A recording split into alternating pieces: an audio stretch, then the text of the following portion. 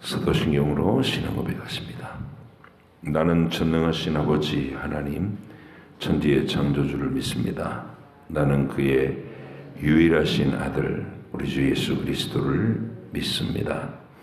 그는 성령으로 잉태되어 동정녀 마리아에게서 나시고 본디오 빌라도에게 고난을 받아 십자가에 못 박혀 죽으시고 장사된 지 사흘 만에 죽은 자 가운데서 다시 살아나셨으며 하늘에 오르시어 전능하신 아버지 하나님 우편에 앉아 계시다가 거기로부터 살아있는 자와 죽은 자를 심판하러 오십니다. 나는 성령을 믿으며 거룩한 공교회와 성도의 교제와 죄를 용서받는 것과 몸의 부활과 영생을 믿습니다. 아멘. 열왕기상 12장부터 13장까지입니다. 함께 읽겠습니다.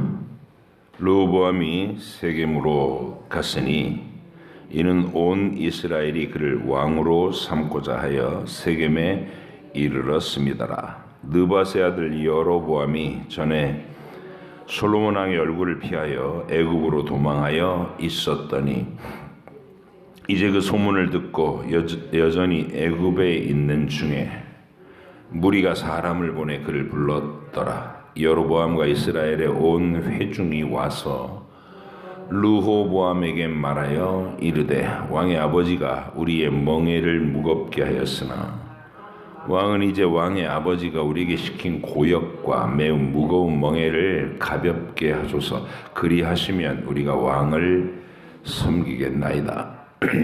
르호보암이 대답하되 갔다가 3일 후에 다시 내게로 오라 하매 백성이 가니라. 르호보암 왕이 그의 아버지 솔로몬의 생전에 그 앞에 모셨던 노인들과 의논하여 이르되 너희는 어떻게 충고하여 이 백성에게 대답하게 하겠느냐. 대답하여 이르되 왕이 만일 오늘 이 백성을 섬기는 자가 되어 그들을 섬기고 좋은 말로 대답하여 이르시면 그들이 영원히 왕의 종이 되리이다 하나 왕이 노인들이 자문하는 것을 버리고 자기 앞에 모셔 있는 자기와 함께 자라난 어린 사람들과 의논하여 이르되 너희는 어떻게 자문하여 이 백성에게 대답하게 하겠느냐.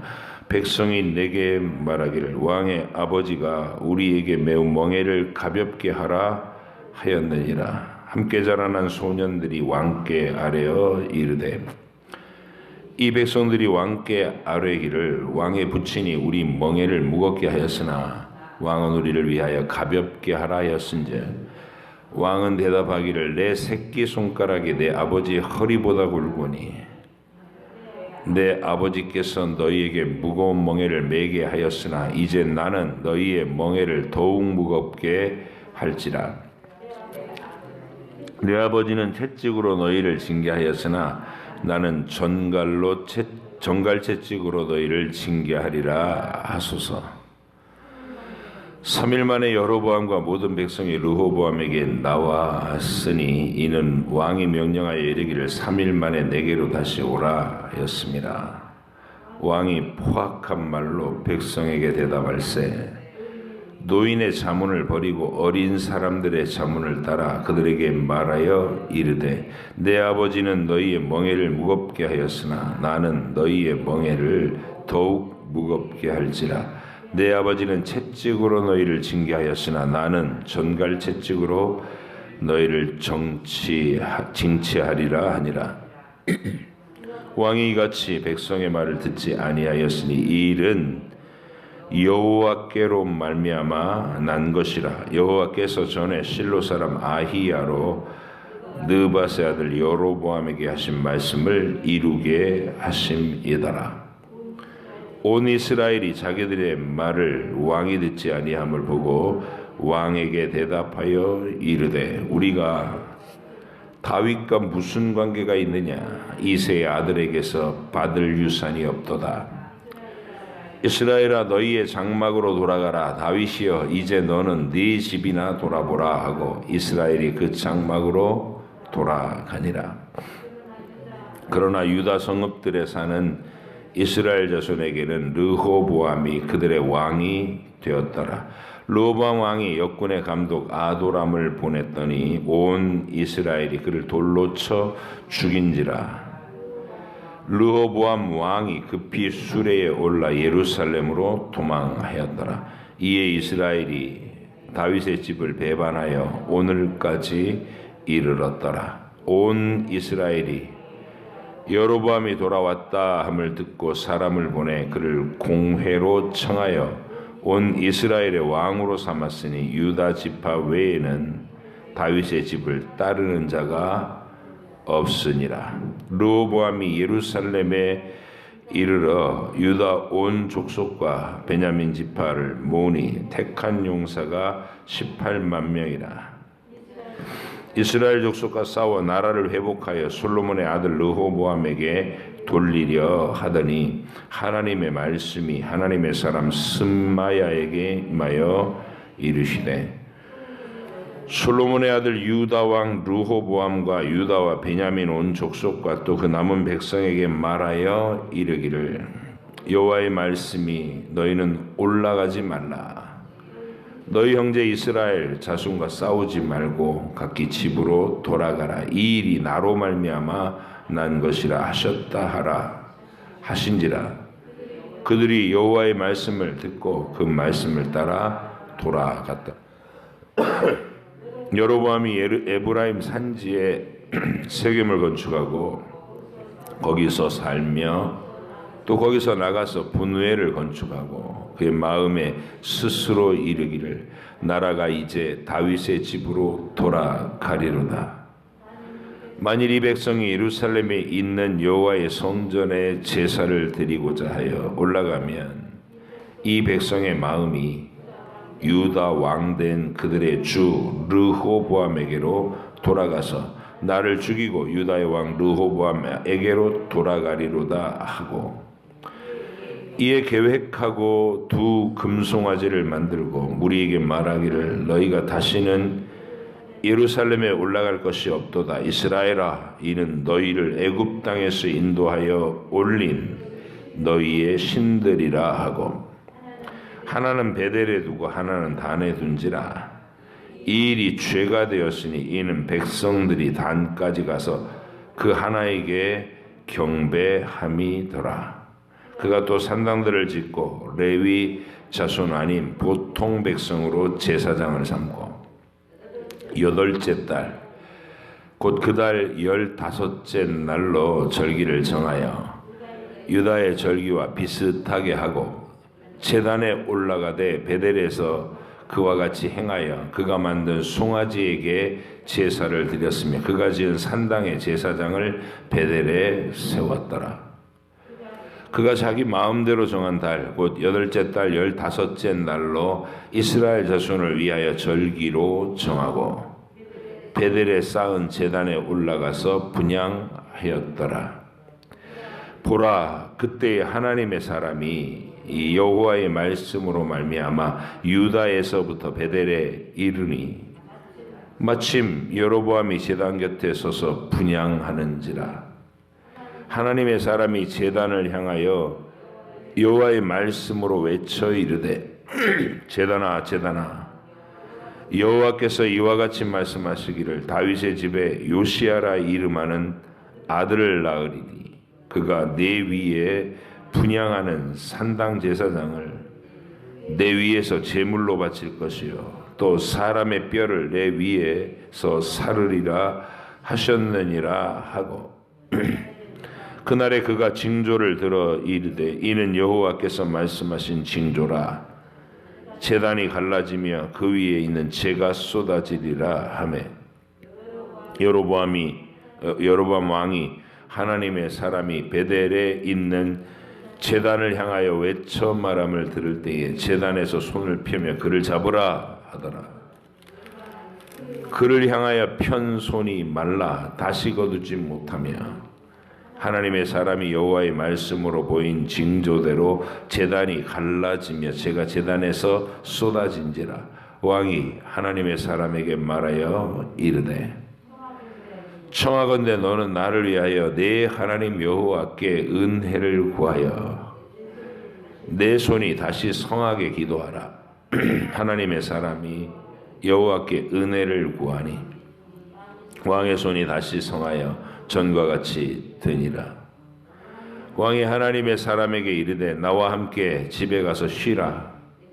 내가 네게 예물을 주리라. 하나님의 사람이 왕께 대답하되 왕께서 왕의 집 절반을 내게 준다 할지라도 나는 왕과 함께 들어가지도 아니하고 이곳에서는 먹떡도 먹지 아니하고 물도 마시지 아니하리니 이는 곧 여호와의 말씀이 내게 명령하여 이르시기를 떡도 먹지 말며 물도 마시지 말고 왔던 길로 되돌아가지 말라 하셨음이니이다 하고 이에 다른 길로 가고 자기가 베델에 오던 길로 되돌아가지도 아니하니라.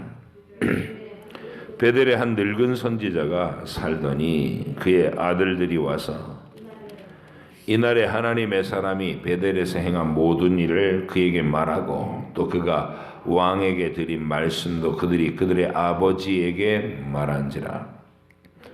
그들의 아버지가 그들에게 이르되 그가 어느 길로 가더냐 하니 그의 아들들이 유다에서부터 온 하나님의 사람의 간 길을 보았습니다.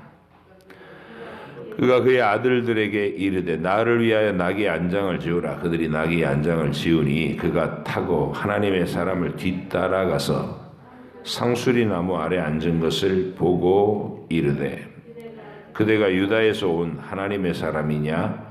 대답하되 그러하다. 그가 그 사람에게 이르되 나와 함께 집으로 가서 떡을 먹으라. 대답하되 나는 그대와 함께 돌아가지도 못하겠고 그대와 함께 들어가지도 못하겠으며 내가 이곳에서 그대와 함께 떡도 먹지 아니하고 물도 마시지 아니하리니 이는 여호와의 말씀이 내게 이르시기를 네가 거기서 떡도 먹지 말고 물도 마시지 말며 또 네가 오던 길로 되돌아가지도 말라 하셨습니다. 그가 그 사람에게 이르되 나도 그대와 같은 선지자라. 천사가 여호와의 말씀으로 내게 이르시기를 그를 내 집으로 데리고 돌아가서 그에게 떡을 먹이고 물을 마시게 하라 하였느니라 하니 이는 그 사람을 속임이라. 이에 그 사람이 그와 함께 돌아가서 그의 집에서 떡을 먹으며 물을 마시니라. 그들이 상 앞에 앉아 있을 때에 여호와의 말씀이 그 사람을 데려온 선지자에게 임하니 그가 유다에서부터 온 하나님의 사람을 향하여 외쳐 이르되 여호와의 말씀에 네가 여호와의 말씀을 어기며 네 하나님 여호와께서 내게 내리신 명령을 지키지 아니하고 돌아와서 여호와가 너더러 떡도 먹지 말고 물도 마시지 말라 하신 곳에서 떡을 먹고 물을 마셨으니 내 시체가 내 조상들의 묘실에 들어가지 못하리라 하셨느니라 하니라. 그리고 자기가 데리고 온 선지자가 떡을 먹고 물을 마신 후에 그를 위하여 나귀의 안장을 지으니라. 이에 그 사람이 가더니 사자가 길에서 그를 만나 물어 죽이매 그의 시체가 길에 버림받으니 나귀는 그 곁에 서 있고 사자도 그 시체 곁에 서 있더라. 지나가는 사람들이 길에 버린 시체와 그 시체 곁에 선 사자를 보고 그 늙은 선지자가 사는 성읍에 가서 말한지라. 그 사람을 길에서 데리고 돌아간 선지자가 듣고 말하되 이는 여호와의 말씀을 어긴 하나님의 사람이로다. 여호와께서 그에게 하신 말씀과 같이 여호와께서 그를 사자에게 넘기심에 사자가 그를 찢어 죽였도다 하고 이에 그의 아들들에게 말하여 이르되 나를 위하여 나귀의 안장을 지으라. 그들이 안장을 지으매 그가 가서 본즉 그의 시체가 길에 버림받았고 나귀와 사자는 그 시체 곁에 서 있는데 사자가 시체를 먹지도 아니하였고 나귀를 찢지도 아니하였더라.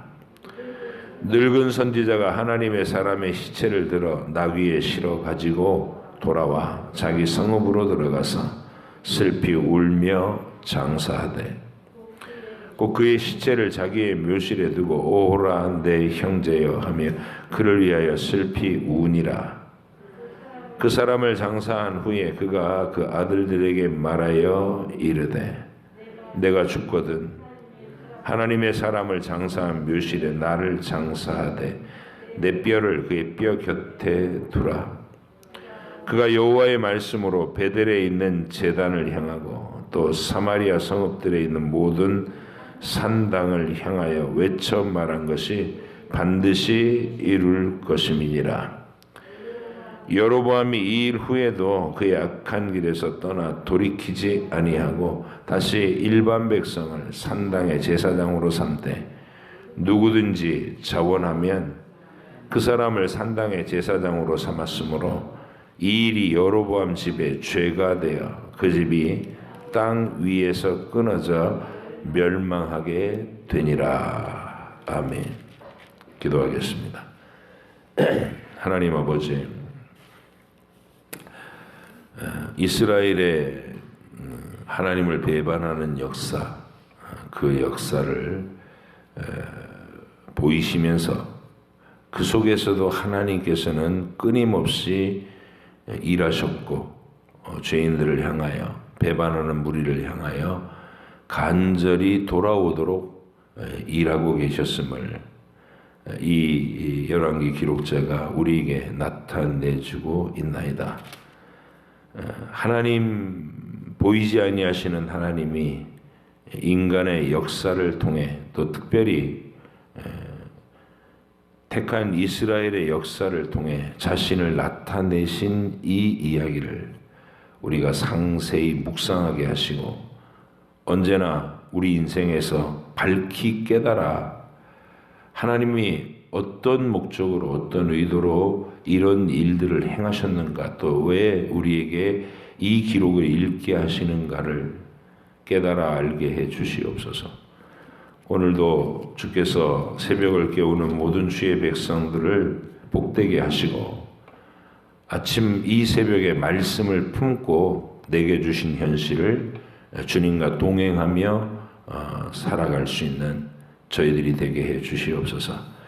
감사드리며 예수님의 이름으로 기도하옵나이다. 아멘. 열왕기서는 이게 상하서를 다 합쳐서 우리 이제 성경 전체를 객관적으로 보여주는 유명한 강사 중에 한 분이 그런 얘기를 하더라고요. 생선 한 마리로 봐라. 이 생선을 세 토막을 내래요. 머리 부위, 그리고 몸통 부위, 꼬리 부위 이렇게. 그 생선 먹을 때 주로 그렇게 자르잖아요. 머리, 몸통, 꼬리 이렇게 남겨서. 세 토막으로 봐라. 머리 부분은 다윗에게서 솔로몬에게로 권력이 이양되는 과정, 솔로몬의 그 막 영화로운 모습, 부유한 모습, 성전 짓고 왕궁 짓는 모습, 이게 통일 왕국 시대를 비춰주는 거예요. 그 속에 어떤 구멍이 숭숭 뚫리기 시작했는지, 전체의 주제는 왜 너희가 이렇게 바벨론에게 온 나라가 짓밟히고 예루살렘이 다 불타고 성전마저 무너지고 포로로 끌려가서 이 고생을 하는가? 거기에 대한 대답이거든요. 그래서 초창기 통일왕국 시대, 그리고 가운데 토막은 뭐냐면 분열왕국 시대, 북이스라엘과 남유다가 교차되면서 왕들이 계속 나타나는 거. 분열왕국 시대 가운데 토막. 그리고 이제 하나님이 먼저 철저하게 우상숭배로 치달려 갔던 그 북이스라엘에 대한 징계로 아수르가 일어나서 북이스라엘이 먼저 멸망을 당합니다. 아수르에 멸망당하죠. 그리고 한 150여 년 후에 남유다가 망하는데 그 북이스라엘이 멸망하고 이제 남유다만의 멸망 이야기, 그게 꼬리 부분입니다. 그리고 분열 왕국 시대에 이 분열된 남북 왕조의 얘기를 할 때는 하나님이 배반하고 우상 숭배로 치달리는 북이스라엘은 손 놓고 계신 게 아니라 거기에 엘리야와 엘리사를 보내서 놀라운 기사와 표적으로 일하십니다. 악하고 음란한 세대를 깨우시기 위해서 더 놀라운 기사와 표적을 보내시는 이야기. 그게 엘리야와 엘리사의 사역이에요. 그래서 가운데 토막은 분열왕국 시대를 얘기하면서 엘리야 엘리사에게 전적으로 집중된다. 그렇게 보시면 됩니다. 우리는 그 가운데 토막에 진입하고 있는 오늘 이야기로 분열이 왜 됐는가? 시작은 솔로몬이 시작했죠. 다시 말씀드리지만 왕국 성전을 짓고 13년 동안 7년 동안 성전을 짓고 13년 동안 자기 궁궐을 짓고 20년이라는 세월을 막 건축하는데, 그리고 그 이후도 40년 통치했는데 자기가 하고 싶은 일을 다 하느라고 어마어마한 부담을 백성들에게 준 거죠, 솔로몬이. 그리고 이방의 공주들하고 결혼 정책을 써가지고 그들이 가지고 있는 우상 단지들을 다 예루살렘 그 바깥에 그쪽 이 무슨 우상 신전들의 무슨 박람회를 열 정도로 솔로몬이 그 짓을 했어요. 그게 하나님 앞에 노여움이 되고 선지자가 몇 차례 지적을 해도 듣지 않고 그리고 하나님이 눈에 띄는 대적들을 일으켜서 끊임없이 그를 괴롭게 하셨는데도 깨닫지 못하고 돌이키지 못했다. 이게 이제 솔로몬의 비극이죠. 그래서 그 결과가 어떻게 됐느냐? 하나님이 여로보암이라고 하는 그 대적에게 하나님의 선지자를 보내서 이런 예언을 합니다. 이제 솔로몬이 돌이키지를 않으니 내가 나라를 찢어서 너에게로 10지파를 준다. 그리고 네가 내 종 다윗이 그랬던 것처럼 하나님의 계명과 법도에 주목하고 하나님을 사랑하면 네가 네 나라를 길게 할 것이다. 이렇게 예언을 주셨어요. 약속을 주신 거죠. 도망자 신세에 있을 때 젊은 여로보암에게, 그래서 이 약속을 받고 애굽으로 망명한 거예요. 그러니까 이를테면 사무엘서에서 다윗에게 사무엘이 가서 기름 붓잖아요. 여호와께서 너에게 이 나라를 맡기실 거다. 기름 부어주시고, 기름 붓고 난 다음에 고난이 왔죠. 다윗이 사울의 핍박이 계속 됐으니까 그 속에서 다윗은 믿음이 자라가죠. 기름 붓고 하나님이 우연한 기회에 골리앗가 마주치는 전쟁터에 심부름가게 했고 골리앗을 무너뜨렸고 백성들에게 어필됐고 그리고 더 미움을 받았고 순간순간 목숨이 위태로운 과정에서 피해 다니면서 하나님이 어떻게 자기를 도우셨는지를 경험했고 이러면서 믿음이 자라가요. 다윗은. 근데 여로보암은 이게 선지자가 새 옷을 12조각으로 나눠가고 10조각으로 쑥 내밀면서 하나님이 이 나라를 너한테 이렇게 주실 거야. 10지파를 너에게 주실 거야. 너 하나님이 너를 왕으로 세울 때 하나님의 약속을 기억하고 하나님을 경외하는 정책을 펼치고 그러면 너의 시대가 다윗처럼 견고해질 거야. 이 약속 얼마나 멋진 약속이에요.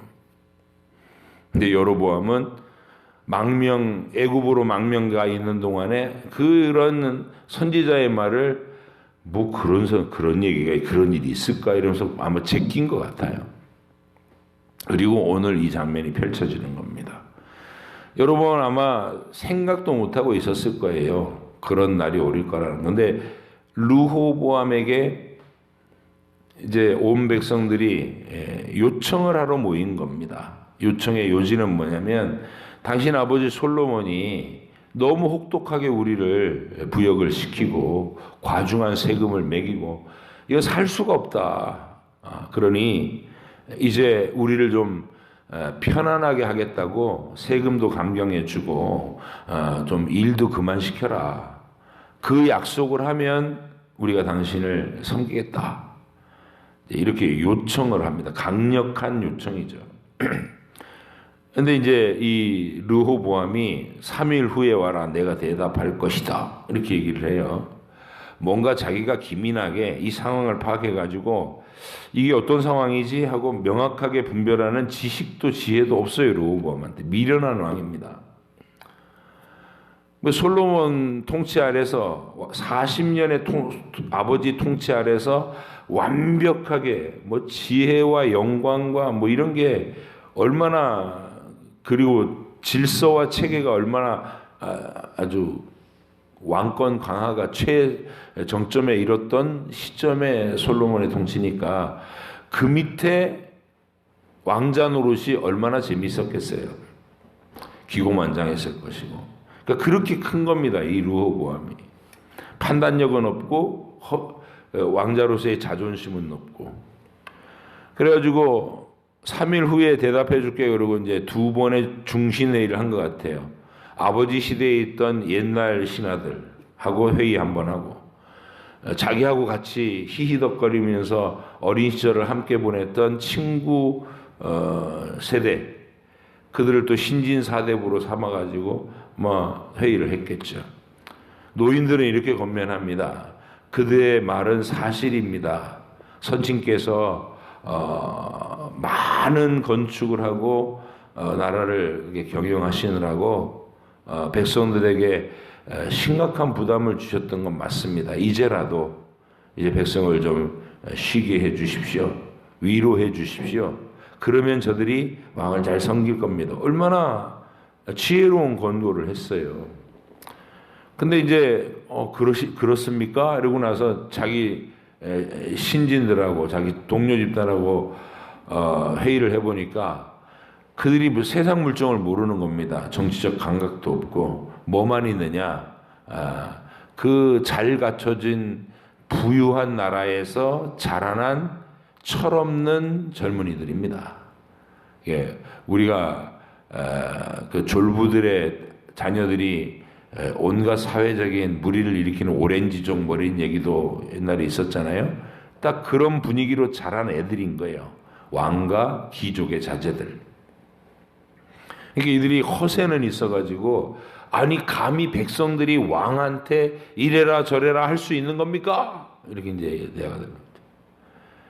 이건 아예 처음부터 버르장머리를 제대로 드려야 합니다. 절대 밀리시면 안 됩니다. 한번 밀리면 저들은 사사건건 왕의 명령을 거역하고 왕을 참견하려 들 것입니다. 힘을 내십시오. 막 이러면서 고민했겠죠. 그래가지고 아주 포악한 말로 백성을 협박하도록 너희가 말을 듣지 않고 이렇게 함부로 눈치 뜨고 나한테 대들다가는 내가 너희를 가만두지 않겠다. 공포정치를 하라고 그러는 거예요. 어리석은 권면이었죠. 백성들이 얼마나 40년 동안 짓눌린 채로 이렇게 고통을 당했는지는 전혀 생각하지 않고 왕의 자리에서 찍어 누르려고 했으니까. 그래서 이게 말이 얼마나 화가 났으면 이러죠. 백성들이 16절 온 이스라엘이 자기들의 말을 왕이 듣지 아니함을 보고 왕에게 대답하여 이르되 우리가 다윗과 무슨 관계가 있느냐 이새의 아들에게서 받을 유산이 없도다. 멸시하는 거죠. 다윗 가문 자체를 이새의 아들이라고 불러요. 야 네가 목동질하던 주제에 이스라엘 왕이 돼서 그렇게 나타나가지고 우리를 이렇게 쥐어짜? 우리 이제 더 이상 너희를 왕으로 안 섬길란다 이 말이죠. 이스라엘아 너희의 장막으로 돌아가라. 다윗이여 이제 너는 네 집이나 돌아보라 하고 이스라엘이 그 장막으로 돌아가니라. 이런 일이 발생한 거예요. 그리고 나서 여로보암은 아무 생각도 없이 있는데 백성들의 대표가 여로보암한테 찾아와 갖고 빨리 와서 우리의 왕이 되라. 이게 얼마나 쉬운 일이고 얼마나 사실은 이게 놀라운 일입니까? 아니, 권력이라는 게 그렇게 올 수도 있어요? 자기는 가만히 있는데 막 찾아와 갖고 우리의 왕 해 주십시오. 여로보암이 그랬어요, 지금. 근데 이 일이 있기 전에 젊은 시절에 어떤 증거가 있었어요? 먼저 선지자가 미리 예고한 예고가 있었잖아요. 그럼 그게 딱 생각이 나야죠. 하나님이 이 일을 미리 예고하시고, 그리고 소름이 쫙 돋았어야 될 거 아니에요. 그리고 그분의 명령을 내가 주의 깊게 듣고 이루어 드려야 되겠구나 하고 여호와 하나님을 섬기는 일을 했어야 될 거 아니에요. 그러나 택하심을 입지 못한 영혼들은 다 이런 식으로 반응해요. 사울 보세요. 사울도 하나님이 왕 되는 과정에서 얼마나 신기한 표적들을 많이 보여주시면서 그를 이렇게 밀어주시고 돌보시고 이끄시고 하는 것을 나타내셨어요. 근데 사울은 그 하나님께 대해서 감각이 안 생기죠. 사랑하지 않고 자기 체면, 자기 기념비 만드는 일에만 혈안이 되는 사람이 사울입니다. 여로보암도 똑같은 거예요. 고작 한다는 생각이, 이 백성들이 여호와 하나님 섬기느라고 예루살렘을 들락거리다 보면 다시 자기들의 왕 다윗의 왕조를 뭐 이렇게 생각날 거고 서로 친해져 갖고 짝짝꿍 되면 나는 순식간에 버림을 받을지도 몰라. 이따위 생각을 하고 있는 거야. 하나님의 약속이 분명히 했는데도. 그래갖고 또 한다는 짓이 이스라엘 백성들이 예루살렘으로 가지 않도록 아예 단과 베델에다가 금송아지를 만들어 놓고 이 금송아지가 여호와 하나님이다 이래 버린 거예요. 아무것도 보이지 않는 상징도 없고 우상도 없고 뭐 비는 의식도 없고 그냥 늘 말씀이 선포되고 제사의식이 행해지는 그런 재미없는 종교를 보다 좀 눈에 보이는 것도 있고 번듯하게 재미있게 만들겠다. 이게 여로보암의 발상인 거죠. 그리고 제사장들을 돈 받고 세웠어요. 레위 지파 아닌 사람이라도 누구든지 이 여호와를 섬기고 싶으면 나한테 돈 내라. 제사장 시켜줄게. 이래서 산당을 만들고 제사장을 난립시키고 또 자기가 직접 제사장 역할까지 하고 있는 이 모습. 딱 봐도 그토록 하나님의 분명한 예언을 듣고 믿기지 않을 정도로 신기하게 자기가 왕이 됐잖아요. 무슨 자기가 왕이 되기 위해서 뭐 구테타를 모의한 일도 없고 군인들을 모아놓고 자기 신에게 돕는 사람들을 모아놓고 우리가 북이스라엘이라는 나라를 창건하자 이러면서 막 무슨 회의를 하고 그런 적도 없어요. 그냥 애굽의 망명 생활을 하고 있었는데 백성들이 스스로 우리 가운데 있었던 사람 중에 그 똑똑했던 감독관 있잖아. 그 사람 얼굴도 잘생기고 똑똑했는데 여로보암이었지. 여로보암 계속 잊지 않고 있다가 르호보암하고 협상이 딱 결렬되니까 여로보암 가서 데리고 오자. 그래갖고 왕 삼은 거 아니에요. 하나님이 하신 일입니다. 근데 이 여로보암이 그 하나님을 도무지 이렇게 경외하는 마음이 없이 하나님의 명령과는 정반대의 길을 걸었다는 거, 이게 불신앙의 비극입니다. 택하심을 입지 못한 자들의 행보, 늘 한결같은. 그래서 우리 속에서 하나님의 명령이 신기하게 느껴지고 이런 성취되는 이야기가 성경을 읽으면서 역사 속에 하나님이 새겨놓으신 증거가 이렇게 뚜렷하구나. 명령하시고 예언하시고 이루어지는 일이 이렇게 신기하구나 하는 것을 보라는 거예요. 이 열왕기 기록자가 봐라. 그래서 너희는 하나님의 이 기사와 표적에 반응하는 믿음을 가져라. 그 얘기를 하고 있는 거죠. 자, 여기서 그친 게 아니에요. 하나님은 이 여로보암의 역사에다가 역사에 새기는 큰 증거를 새기기를 원하셨어요. 그래서 이제 이름 없는 한 유다로부터 온 선지자가 등장합니다. 이 사람이 유명한 선지자가 아니었던 건 분명해요. 이름 없는 선지자예요. 끝까지 이름은 안 밝혀. 없어요, 이름이. 그냥 한 선지자가 와가지고 하나님께 말씀을 받았어요. 말씀 받고서 딱 와서 봤더니 여로보암이 막 저 혼자 제사장 노릇을 하고 있어. 제단에서 금송아지 앞에다 놓고. 그때 이 선지자가 유다에서부터 올라와가지고 베델에 딱 일어나가지고 하나님께서 당신의 이 거짓된 제단을 깨뜨리시고 장차 다윗의 가문에서 요시야라고 하는 왕이 나타나서 당신이 만든 이 제단 위에다가 거짓말쟁이 제사장들 뼈를 불살라 버리는 그런 일을 장차 할 것이요. 그리고 그 증거로 지금 바로 당신 눈앞에서 제단이 쩍 갈라지고 재가 쏟아질 것이요. 했어요. 그랬더니 이제 듣기 좋은 말이 아니잖아요. 저놈 잡아라 이렇게 했죠. 손으로. 그 입 다물라 저놈 잡아라 이랬는데 이게 딱 굳어버린 거죠. 그 순간에. 이게 이제 심상치 않음을 느끼고 그때서 이제 태도가 바뀌었어요. 이거 빨리 기도해달라. 또 이게 딱 굳으면서 동시에 제단이 쩍 갈라지고 재가 쏟아지고 하는 말이 다 현실에서 이루어지니까 네가 섬기는 여호와께 기도해달라. 이제 이게 기도하니까 이제 풀어졌어요.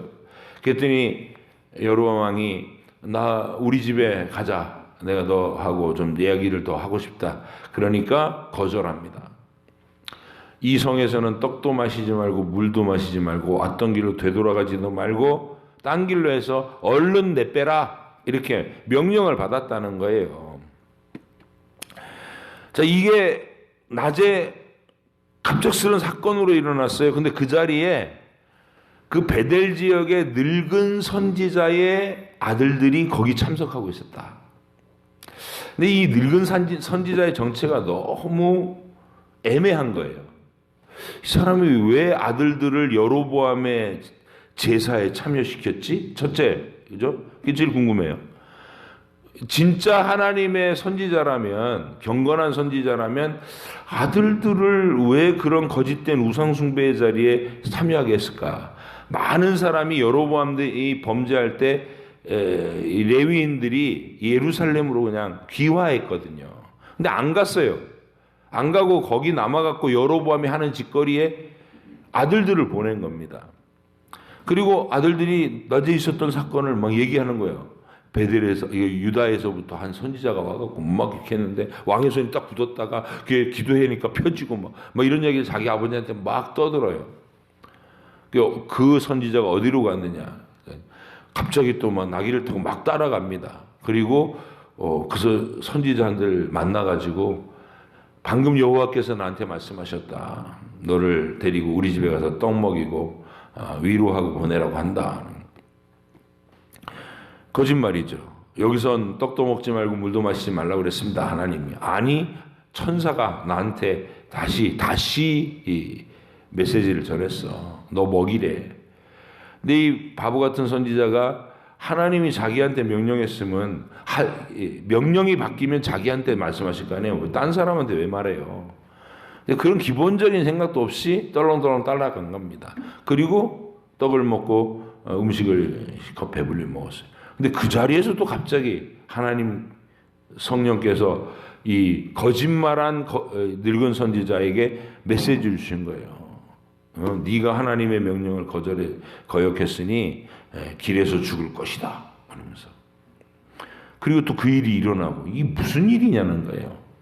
그래서 이 늙은 선지자에 대한 해석이 제일 어려워요. 그래서 저는 이 선지자가 뭐 추론을 여러 가지를 해볼 수 있는데 하나님께 대한 어떤 영성을 상실해 있다가 갑자기 막 아들들이 와가지고 기적이 일어나는 얘기를 막 하니까 호기심에 따라가서 이제 그 유다에서 온 선지자를 시험했을 수 있죠. 이게 진짜 얘가 어떤 애인지. 그래서 이제 거짓말을 해본 거죠. 너 우리 집에 와서 먹고 가라. 안 됩니다. 그랬더니 그러다가 실제로 그 상황이 벌어지니까 하나님께서 이 영성을 상실했던 늙은 선지자에게 그 순간에 말씀을 주셔가지고 또 악인도 악한 날에 역할을 하도록 아니면 오랜 시간 동안 영성을 상실하고서 하나님과의 관계가 멀어졌다가 그걸 통해서 회복돼 가지고 이 하나님 명령 거역하고 죽은 선지자를 자기의 묘실에 장사 지내잖아요. 그리고 죽으면서는 뭐라고 유언을 해요? 나도 죽으면 거기다 묻어라. 그리고 그가 예언한 사실이 이스라엘의 역사에 분명히 성취될 것이다 하고 믿음을 회복한 말을 하고 죽는다는 것. 우리가 그 세세한 내막은 자세하게 모릅니다만은 어쨌든 하나님이 이런 일을 주신 이유는 뭐냐면 역사 속에 증거물 하나 남기려고, 비석 하나 세우려고. 그 이름 없는 선지자의 비석을 세웠어요. 요시야라는 왕이 나타날 것을 예언하고 유다에서 온 한 선지자가 여기서 잠들다, 이런 거예요. 그 비석이 300여 년 후에 요시야 임금이 이스라엘이 유다가 멸망할 지점에서 일어납니다. 그래서 종교개혁을 일으키면서 북이스라엘의 이 금송아지 우상 여로보암의 이 최초의 나라의 귀신단지들을 끌어들이던 이 여로보암의 제단을 철저하게 파괴해, 다 꺼내서 집어내서 불태우고 파괴하고 그들의 선지자들의 묘를 파내갖고 그 위에 불태우고 이걸 해요. 그리고 한 비석을 만납니다. 이 비석이 뭐냐? 왕이 태어날 것을 300년 전에 미리 예언한 선지자의 묘지입니다. 이런 신비로운 일들이 이스라엘의 역사 속에 있었다 그 말이에요. 그거를 열왕기 기록자가 역사 속에서 발굴해서 지금 그 장면이 어떻게 된 건지를 우리에게 처음 보여주고 있는 겁니다. 여로보암이 하나님을 배반하는 길에는 배반하는 여로보암만 있고 이스라엘 백성들만 있는 게 아니라 하나님이 그 배반하는 이 이스라엘, 북이스라엘과 여로보암 왕을 향해서 어떻게 신비로운 기적으로 계속 역사하셨는가, 그를 강력하게 얘기해 주고 있는 것이죠. 그리고 이제 그런 하나님의 간절한 마음으로 등장하는 것이 엘리야와 엘리사인 겁니다. 우리가 한 나라의 역사에도 이렇게 믿음을 배반하고 떠나가는 이스라엘에게 하나님의 간절한 권면이 계속되듯이 수백 년에 걸친 증거도 보여주시면서 계속되듯이 구원받은 우리에게 우리의 일평생이라는 것은 그렇게 하나님의 다루심이 있는 시간이고, 내가 하나님의 명령에 잘 순종해서 동행하면 형통함으로 아브라함과 함께 하시듯이 그렇게 벗됨으로 나를 이끌어 가실 것이고, 내가 자꾸 하나님의 뜻을 거스리고 거역하는 부분을 계속해서 내 인생에 남기면 이렇게 더 큰 기사와 표적으로 나를 압박도 하시고 설득도 하시고 하면서 우리의 영혼을 하나님의 은혜 안에 이렇게 이끌어 들이신다, 이 사실을 기억하시고, 이 하나님의 역사에 대해서 지식이 있고 여러분 마음속에 이 장면들이 떠오르면 여러분의 현실에서도 매일 이렇게 펼쳐지는 현실이 하나님의 의도가 왜 이렇게 하시는지에 대한 이해가 분명히 더 선명하게 생기는 그런 인생을 사시게 되는 겁니다. 그냥 맹목적인 우연들이 펼쳐지는 무의미한 하루가 아니라 하나님이 계속해서 말씀하시고 간섭하시는 현실을 읽어낼 수 있는 눈이, 마음이 여러분에게 생겨야 될 줄로 압니다. 오늘 이 새벽에도 그런 안목을 요청하시고, 하나님, 매일매일 하나님 펼치시는 현재를 내가 잘 해석해서 하나님의 마음을 생생하게 느끼면서 살아갈 수 있게 해주십시오. 그렇게 기도하는 우리가 되기를 간절히 바랍니다. 기도하겠습니다. 하나님 아버지 감사합니다. 주께서 오늘도 말씀으로 주신 이 장면들을 기억하게 하시고 우리의 인생에서도 끊임없이 다가오시고 간섭하시고 섭리하시는 하나님의 일하심을 항상 경험하고 내 현실을 정확하게 해석할 줄 아는 영적 안목을 가지게 해 주시옵소서. 감사드리며 예수님의 이름으로 기도합니다. 아멘. 하늘에 계신 우리 아버지, 아버지 이름을 거룩하게 하시며 아버지의 나라가 오게 하시며 아버지의 뜻이 하늘에서와 같이 땅에서도 이루어지게 하소서. 오늘 우리에게 일용할 양식을 주시고 우리가 우리에게 잘못한 사람을 용서하여 준 것 같이 우리 죄를 용서하여 주시고 우리를 시험에 빠지지 않게 하시고 악에서 구하소서. 나라와 권능과 영광이 영원히 아버지의 것입니다. 아멘.